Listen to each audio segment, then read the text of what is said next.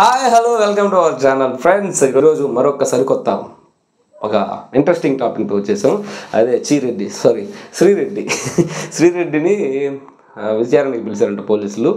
ఎందుకు పిలిచారు ఏంది అనేది కథ ఏంటంటే, ఆవిడ సీఎం చంద్రబాబు నాయుడు మీద అలాగే లోకేష్ గారి మీద అనుచిత వ్యాఖ్యలు చేసిన ఆ కేసు మీద మాత్రమే పిలిచారు. అది ఎప్పుడు జరిగిందంటే, వాళ్ళ గత ప్రభుత్వం అధికారంలో ఉన్నప్పుడు ఆ ప్రభుత్వం వెన్నుదన్ను చూసుకోనో లేకపోతే ఏమో ఎందువల్ల చేసిందో ఆవిడ, అంటే నేను ఇలా అనుచిత వ్యాఖ్యలు చేస్తే, నేను ఆపోజిట్ పర్సన్స్ తిడితే నన్ను వాళ్ళు గుర్తించి నాకు ఏదైనా అవకాశం ఇస్తారు, లేకపోతే పార్టీలో ఒక మంచి ఏదో ఒక సభ్యత్వమో లేకపోతే ఏదో ఒకటి చేస్తారు అని ఆశపడి ఉంటుంది పాపం బిడ్డ. వాళ్ళు ఆవిడకి అదేం జరగకపోగా పైగా ఆవిడెవరో నాకు తెలియదు అని వాళ్ళ పార్టీ వాళ్ళు అన్నారనమాట. నేను ఇక్కడ ఏ పార్టీకి సపోర్ట్ చేయట్లేదు. చివరిలో చెప్తా, నేను నా పాయింట్ ఉంది మళ్ళీ చివరిలో చెప్తా. ఆవిడ ఏం చేసిందంటే, పవన్ కళ్యాణ్ గారిని, లోకేష్ గారిని అలాగే చంద్రబాబు నాయుడు గారిని విమర్శించడం అనేది ప్రతి ఒక్కరు చేయొచ్చు. అది భారతదేశంలో పుట్టిన ప్రతి ఒక్క భారతీయుడు ప్రాథమిక హక్కు. రాజకీయ నాయకులని విమర్శించడం. ఆ విమర్శ ఎలా ఉండాలంటే, నువ్వు క్వశ్చన్ చేసేలాగా ఉండాలి, లేకుంటే ఏదన్నా నువ్వు చేసింది తప్పు అని చెప్పే విధానం కూడా మర్యాదపూర్వకంగా, ఒక విశ్లేషణపూర్వకంగా చెప్పగలిగితే దాన్ని విమర్శ అంటారు. విమర్శని విచక్షణతో చేయాలి. నువ్వు విచక్షణ కోల్పోయి ఏది పడితే అది మాట్లాడేసి, బూతులు మాట్లాడేసి, అమ్మని మాట్లాడేసి, అక్కను మాట్లాడేసి, పిల్లకాయలని అందరినీ ఇన్వాల్వ్ చేసి రకరకాల బూతులు మాట్లాడితే, అది నిన్ను ఎవరు మాట్లాడట్లేదు రివర్సు, ఆ పాయింట్ నేను పెద్ద తోపుని, నేను పెద్ద పుడింగిని అనుకున్నావు.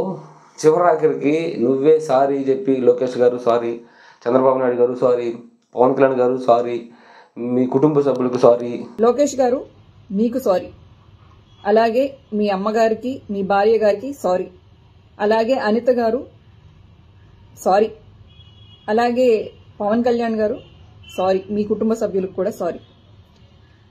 నా కుటుంబాన్ని దృష్టిలో పెట్టుకుని, అలాగే నాకు భవిష్యత్ ఏమీ లేదనుకోండి, ఇదంతా నువ్వు చెప్పాల్సి వచ్చింది. అది చెప్పిన తర్వాత ఏమైనా నీకు ఇదంతా ఏం జరగకుండా ఉండిందా? ఈ తెలుగుదేశం పార్టీ అధికారంలోకి వచ్చిన తర్వాత కూడా నువ్వు వాగేవు. ఏమనుకున్నావు? వీళ్ళు మాటలు చెప్పారు కానీ ఏం చేయట్లేదులే, రెడ్ బుక్ అన్నారు, రెడ్ బుక్ ఇంకా ఓపెన్ చేయట్లేదు, దానివల్ల మనకేం ఇబ్బంది లేదులే, వాళ్ళు సైలెంట్గా ఉన్నారు అనుకున్నావు. రెడ్ బుక్ ఎప్పుడైతే అమలు జరిగిందో ఒక్కొక్కరికి తడిసిపోవడం మొదలైంది. ఇప్పుడు నీకు తడుస్తుంది. అది నీకు తడసడం ఎకరం తడవద్దా లేకుంటే ఒక మడి తడవద్దా అనేది త్వరలో తెలుస్తుంది. ఇప్పుడు నా పాయింట్ ఏంటంటే, నువ్వు ఒక రాజకీయ నాయకుడిని విమర్శించాలనుకుంటే, ఎవరైనా విమర్శించాలనుకుంటే విమర్శించవచ్చు.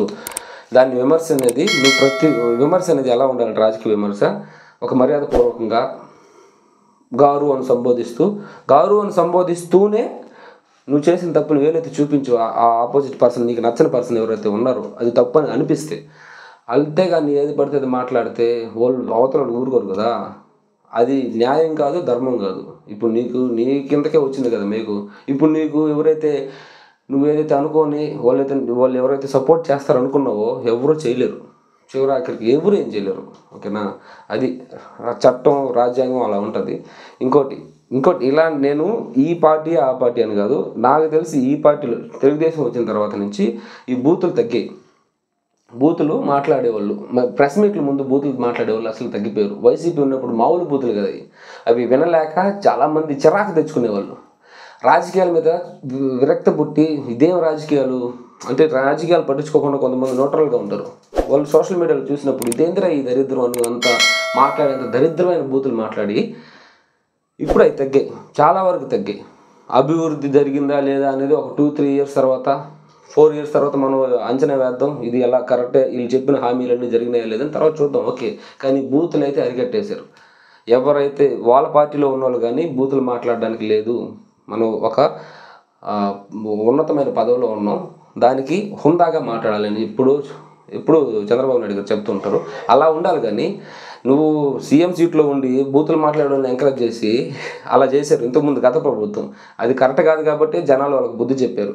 ఇది నిలబెట్టుకున్నారు కాబట్టి తర్వాత అభివృద్ధి అనేది చూసి తర్వాత ఇంకొక నిర్ణయం అయితే ప్రజలు తీసుకుంటారు, దాంట్లో డౌట్ లేదు. ఇది విషయం. శ్రీరెడ్డి అనేది ఇంతకుముందు ఎన్ని రకాల మాటలు మాట్లాడి ఆ తర్వాత వాళ్ళకి అంటే ఇప్పుడు కేసులు పెట్టిన తర్వాత కానీ లేకపోతే టీడీపీ వచ్చి కేసులు పెట్టిన తర్వాత చేతులు జోడించి ఆ చేతులు కాలిన తర్వాత ఆకులు పట్టుకొని, లేకపోతే ఇంతకుముందు బండబూతులు తిట్టి ఇప్పుడు ఆకులు పట్టుకుంటే కుదరదు కదా. నీకు అవ్వాల్సిన చేస్తే జరుగుతుంది. అదే నేను చెప్పాలనుకున్నాను. Thanks for watching. బై.